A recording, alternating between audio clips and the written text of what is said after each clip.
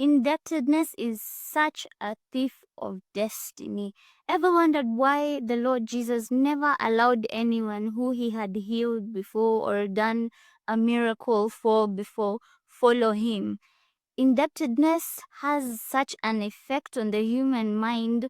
You end up not thinking of what you're doing, and not even you lose it's like you lose the sense of being able to make your own decisions. How about we think of indebtedness in another way? How about we think of how to help each other and do things for kingdom come purposes for each other without expecting a thank you, without expecting rewards and whatnot, to deal with the same issue, indebtedness? How about we think of it from that perspective? What if your season or your time with whoever it is you were working with has now come to an end, but because of indebtedness, you end up staying there, and in turn, you overstay your season? If you've ever overstayed your season in a place or with a person, you know what I'm talking about when it comes to overstaying a season. You know the chaos you end up creating. So, how about you think about honoring people? It's okay to honor people.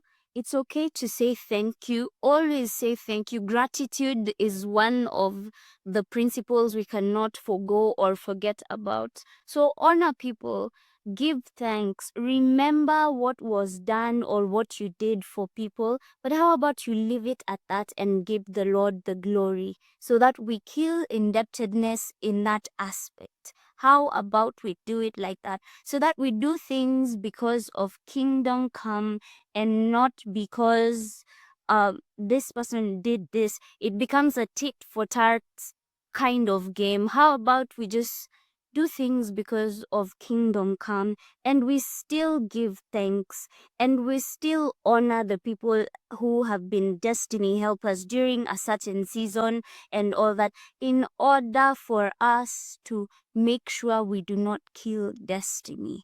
What if you are the leader who's supposed to now do that thing, and because of indebtedness you think that, oh, so and so helped me, or so and so we did this, and he or she was so good at this, and I now can't do it. We ought to leave that person to do it. How about you think about how their season in your life was supposed to prepare you to be like them and more, according to what the Lord Jesus is doing through you?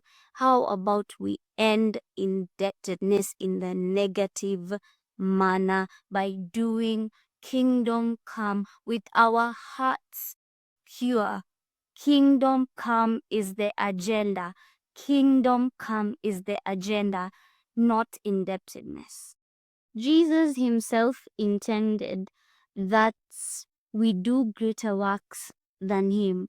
It shows us that he's not expecting indebtedness from us. In John 14:12, he said, I tell you the truth, anyone who has faith in me will do what I have been doing. He will do even greater things than these, because I am going to the Father. So he is expecting greater. You cannot expect greater from someone who is hooked to indebtedness, because once you're indebted, you tend to think, oh, let me not do this so that I don't offend this person. They don't think I'm trying to surpass them, and many other things that go on in one's mind once you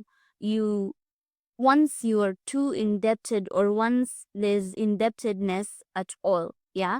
So if the Lord Jesus himself expects that we do more than he did, how about we imagine if he trained the disciples, because he knew why he was working. He didn't just collect 12 people so that he can have a gang to walk around with and whatnot and feel cool. There was a purpose. He was training them for things he knew were ahead of them, because he knew he had limited time here.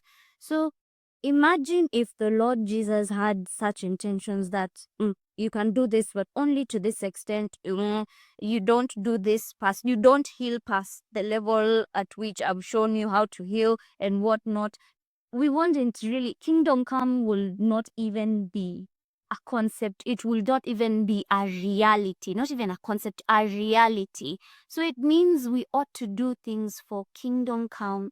Train people. If you're training people, train them with the hopes that they become better than you. Help them with the hope that they will be able to stand on their own without you, and it is going to be okay, whether they mention you as part of their story or not.